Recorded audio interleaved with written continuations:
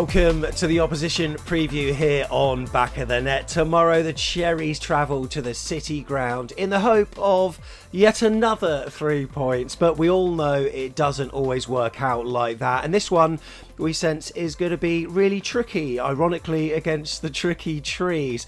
On the channel we've got a familiar face, friend of the channel, friend of mine. It's Mr. Dave Astbury, Forest fan. Dave, how are you doing, sir? You all right? Yeah, good, Sam, actually. Not too bad. I've frozen there for a minute. Typically, cameras don't really care for my face that much, Sam. But yeah, I'm good. In good fettle. It's kind of weird having gone back to work after like years of retirement, but I'm really enjoying it. As you would imagine, it's keeping me fit. And yeah, I'm good to go, mate. And I've already been in touch with Nuno today to say that, I'm good to go for tomorrow, and if he wants to pick me, then I'll have my boots with me, mate.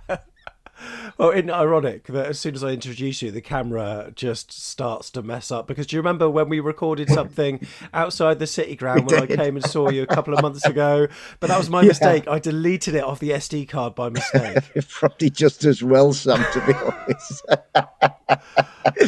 But look, it's going to be an interesting season in the Premier League. There are loads of teams, apart from Bournemouth, that I'm really interested to be looking out for. Forest, of course, is one of them as well. For once, Dave, whisper it. I think we may not need to be looking over our shoulders so much. Or is that the Forest vibe at the moment? How are you feeling ahead of this season? I think my summation of it, Sam, is quietly optimistic. It'll never go over the top. I actually think that from the day we beat Burnley on the last day of the season to make sure we are absolutely safe, I actually think we've had our best nearly 3 months since promotion. I really do. My issue, my kind of being my bonnet from the end of last season was I do not at any cost want another points deduction. And at the time I kind of thought, well, to avoid a points deduction, either Morgan or Murillo were going to have to go. And I think we were all pretty, I was resigned to it. I think we were all pretty resigned to it. So to be here where we are now, on the eve of the first game, to have, managed to push the PSR threat away, to be clear of points deductions, and to have kept those two who are probably our most fated, conspicuous players, if you like, I think it's good work. We sold Mr. Niakate at profit, Oro Mangala at profit. We managed to sell Odysseus Vlachodimos to Newcastle. Yeah. And those three deals meant that points deduction. I think we need to raise. I believe, Sam, we need to raise 20 million from whatever source to kind of get us away from another deduction, and I think we cleared that bar quite substantially. So those three have gone. They weren't necessarily utterly crucial to us, like Morgan and to a lesser extent Murillo. So I thought that was really, really good. The money we've spent since then has been it's not been over the top. I think the signings we've made, they're not massively spectacular glamour signings. Elliot Anderson's come in, and I think that was 15 million. Milenkovic has come in, who looks, he's a big, powerful lad. He's a strong fella, let me tell you. He's come in for 12. We signed a Portuguese winger, Jota Silva, for 7.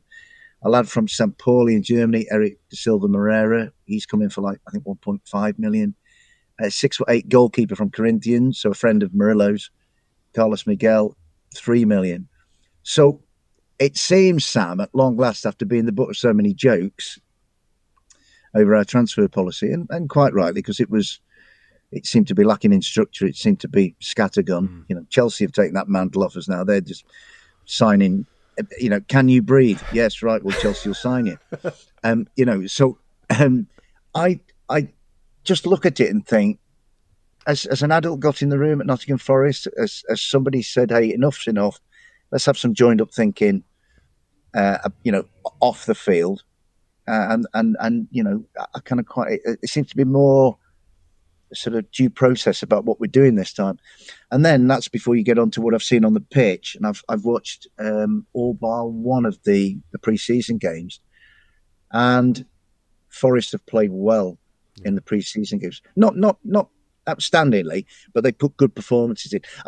What I would say to you, Sam, is the first couple of pre-seasons before we started in the Premier League after promotion, and then similarly last year, we played several teams lower down than us in the pyramid. And in those games, you could never tell which of these is the Premier League team. Is it the team in red or is it the other team?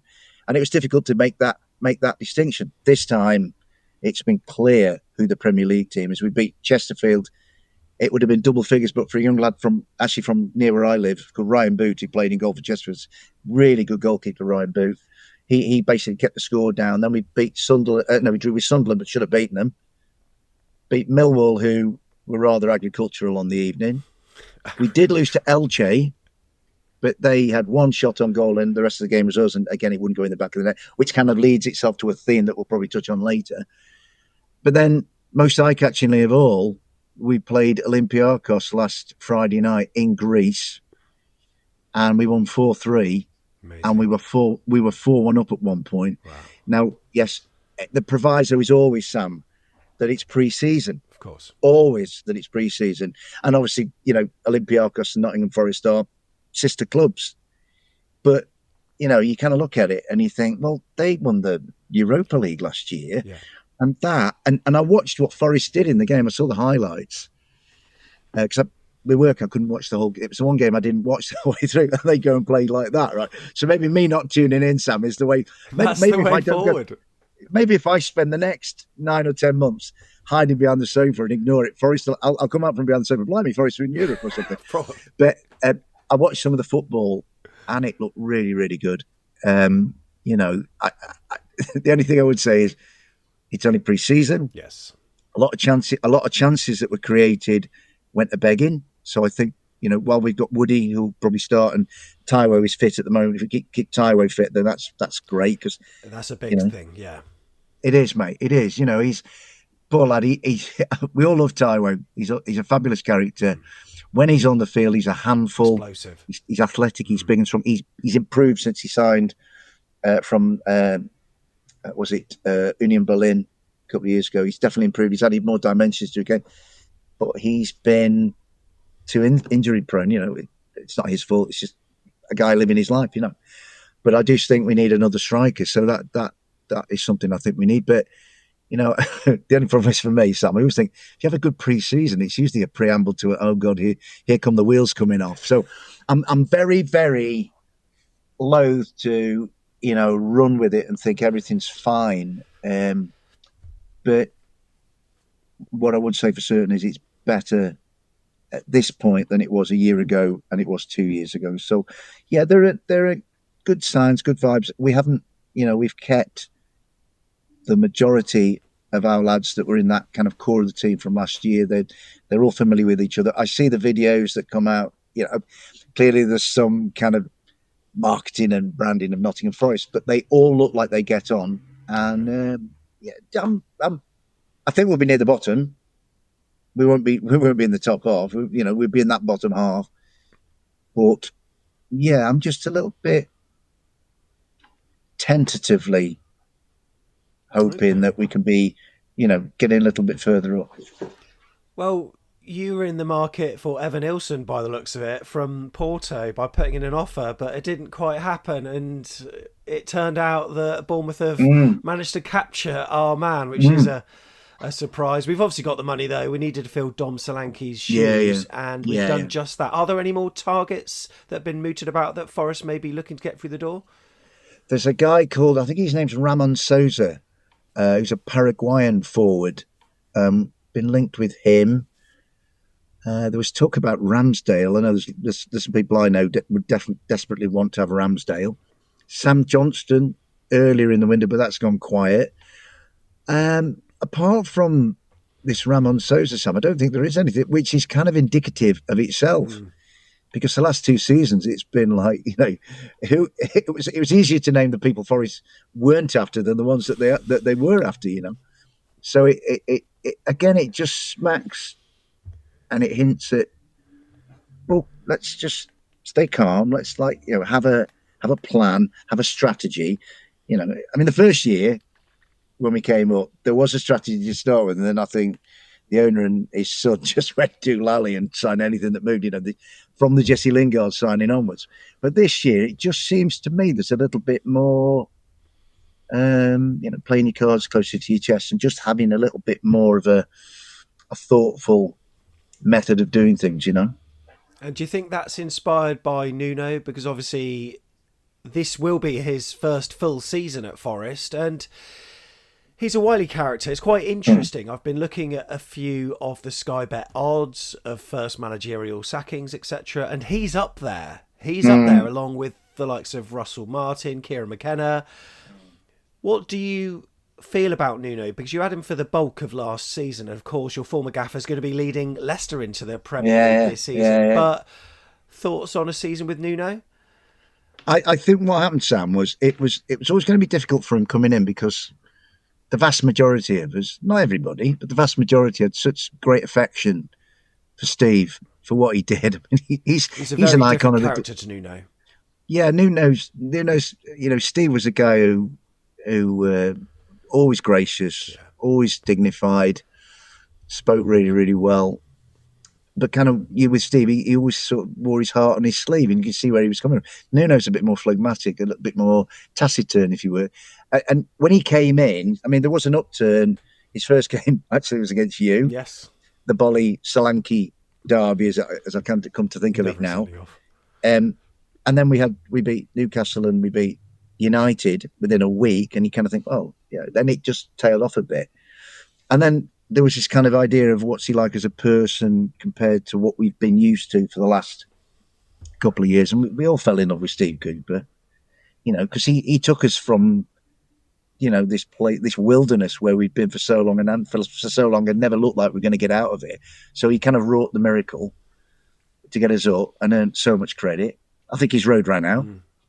At the time, it was sort of beginning to just stagnate. I think the course of that relationship had gone. So at first, a lot of us were a bit kind of like, okay, come on, impress us. But I think as the season went on, Sam, I think we warmed to him. And I think for certain, the style of football that Forest played was just that little bit more watchable, that little bit more on the front foot. And it was noticeable the last game of the season at Burnley, where, okay, we were as good as safe because, the goal difference between us and Luton was such that Luton were never likely to overhaul it. At the end of that game, there was a lot of celebration and there was a lot of love towards Nuno. Now, I remember a couple of months previously going to the Kenny where we drew 1-1 and we should have won.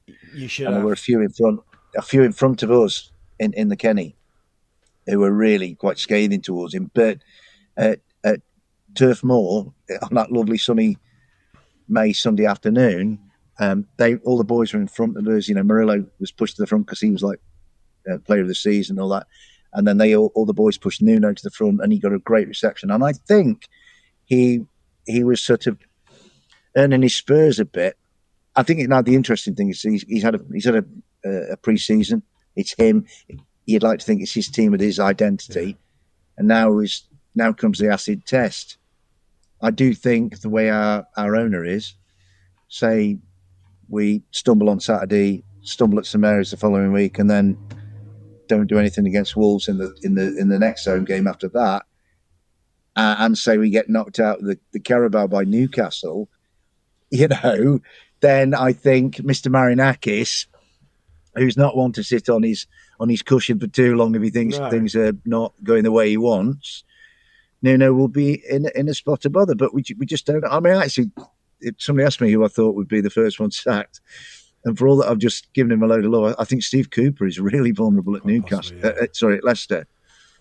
Ten Hag's always on and off that hot seat. If they had won the FA Cup, he'd have probably gone. But I heard somebody say last night, "You think Iraola's on the hot seat?" Well, I don't think he is. I think he earned more than enough credit from last season to be saying, like the likes of Glasner and Emery and Sean Dyche and people like that. So I think, Nuno will be in the conversation.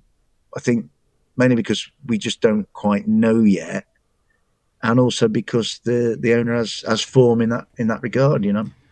I've been listening to a few Forest podcasts, and it's fair to say that not many of them seem Forest improving. What you're feeling a little bit more optimistic. What's the Yeah, fan base feeling at the moment? Because obviously, I would presume you all feel as though you've got enough to stay up. The three teams coming up, Ipswich are strengthening and strengthening well, but I mean, you're going to finish above Southampton, you're going to finish above Leicester. It's just one other, isn't it? yeah, and I mean, just stick a word in for Kieran McKenna. What a superb coach that guy is. And I think that, just without digressing too much, I think Ipswich could be the Luton of this season.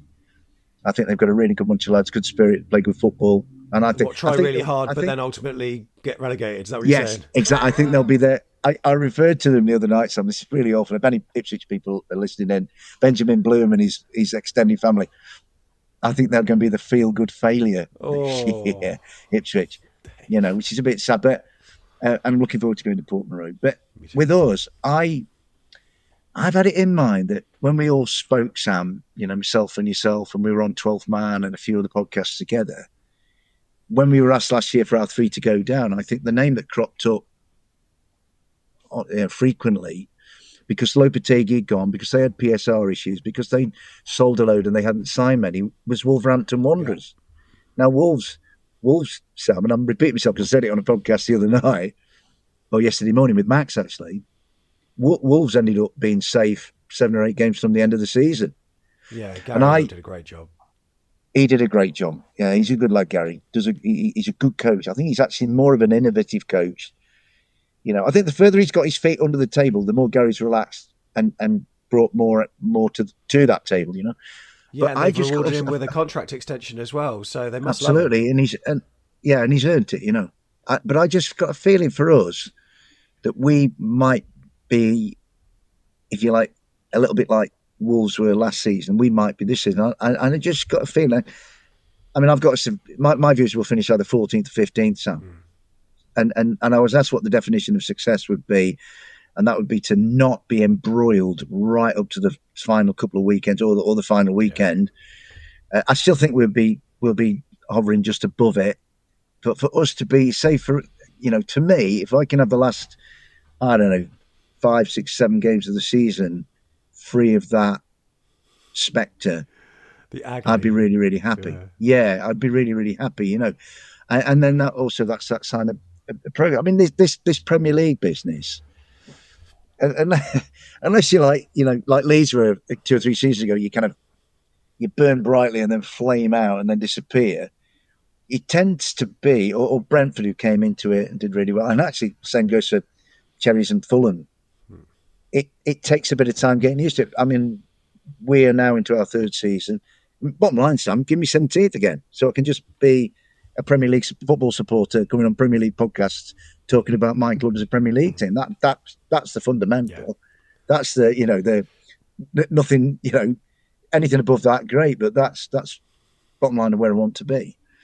But it took, for example, it took Brighton and Hove Albion 3 or 4 seasons to be what they now are, and now nobody now ever considers Brighton as a relegation candidate. And I just think Forest might just be gradually, incrementally evolving, where maybe not this season, but if we can survive again this season, maybe next season or the season after, boom, Forest stop picking up those results where you go, oh, hang on a minute, like Brighton did. I think, like Palace did. I remember when Palace got promoted, they were seen to be going straight back down, and here we are. Crystal Palace have been in this division now either 10 or 11 seasons, and again, nobody ever considers that Palace, even if they're going to be selling their best players, as they are going to be in a relegation battle. So I kind of like Forest to just inch that bit away. And my optimism is, it's a sort of a qualified optimism, because I'm not going to say, we're not going to be at the top off. We're not going to be challenging for Europe, any of that nonsense. But just to not be spending our time worrying about what, the other relegation candidates are doing would be really nice, mate, All right then, Dave. I'm going to ask you that classic question. Every preview does it, and we always like Back of the Net to be different, but we're going to be that different. What's your prediction for the game? What are you going for? You did, or rather, I did. I think, just before I get onto the score, I think that Dom not being there is a narrative changer. And I say that based on evidence of took it to some good friends of mine who are Cherries. And I said to one guy, I said, what are you worried about? You always win at the City Ground. You're our bogey team. You know, it's the case of Bournemouth come to the City Ground. They love the environment. They love the river. They kind of, they love the mist rolling. And Bournemouth seem to be inspired by it and always beat us. I don't think we've beaten you since the last time we beat you was just before the Titanic sailed from Southampton. You know what I mean? Which was actually just before Crystal Palace won anything. Or I think it was. Yes, Steve. Yeah, they have an open top bus tour in Croydon. If Palace win 30 quid on the lottery, don't they? Bless them.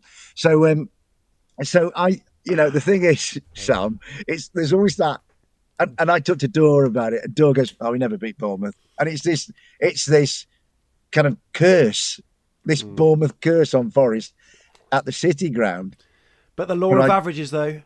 But you know what, mate? When you start to believe something is a thing, which this Bournemouth hoodoo has become, and you kind of get to the point where it's not going to change. That's when it might change. And I think that, I mean, Dom was so good for you last year. In fact, let's take that game at Christmas. That was Dom against Forest. I mean, Forest actually, with 10 men, I thought played some really good football in that game. It was a back and forth. But Dom's class just decided that game. Now, Evan Nilsson's coming in. I'm sure there are other guys coming in for Cherries. But Dom has been so pivotal and crucial to your team. He's, it'd be like us if somebody came in with a huge bid in the next fortnight and said, "Here's an amount of money that you simply cannot refuse, Nottingham Forest. We're taking Morgan Gibbs-White off you." Morgan is our quarterback, and in many regards, Dom has been your quarterback. I know he plays further forward, but Dom's been the poster boy for Bournemouth, and I think he's going to be very, very difficult to replace. And I think if it was Cherries coming on Saturday and Dom was in situ, it'd be like, this guy knows how to beat us. This team knows how to beat us. I just think now Cherries are into. I think it was a few months down the line and Cherries had kind of adapted post-Dom then. But I just feel that maybe this is Forest's best opportunity to beat Cherries for quite a while. Years, really, Sam. So at 2-1 Forest. 2-1 Forest. Well, that's what Dave says. You saw our preview yesterday where you got our predictions on there. And so, look, Cherries fans, we all want to know what your predictions are. Dave, as ever, it's been a pleasure. Thanks, Sam. And, And if you're a Bournemouth fan and you're walking over the Trent, right, take a left before the usual exit, right, and give Dave a high five because he'll be outside the boot room. I'm sure me, Tom, and the crew will be seeing you as well, Dave. But say hello and say, "I saw you on Back of the Net. You're a really good speaker," or just tell him the truth, whichever. They might come up with high fives, Sam, but they might come up with bunches of fives. He predicted Forest to beat the Cherries. Good point. Good point. Honestly, as you know, Sam, we've said this many times before. I had many, many years, nearly 3 decades living in Bournemouth. I had so many happy times there, met so many amazing people. And, there's football rivalry and we're members of our tribes, but I'm not one of these to kind of be, I don't want to be falling out with supporters of other clubs. So if my prediction comes true, I'll sort of quietly say, "Oh, blimey, I was right." If we lose, I actually find it easier when we lose because then I can just come out and be dignified and,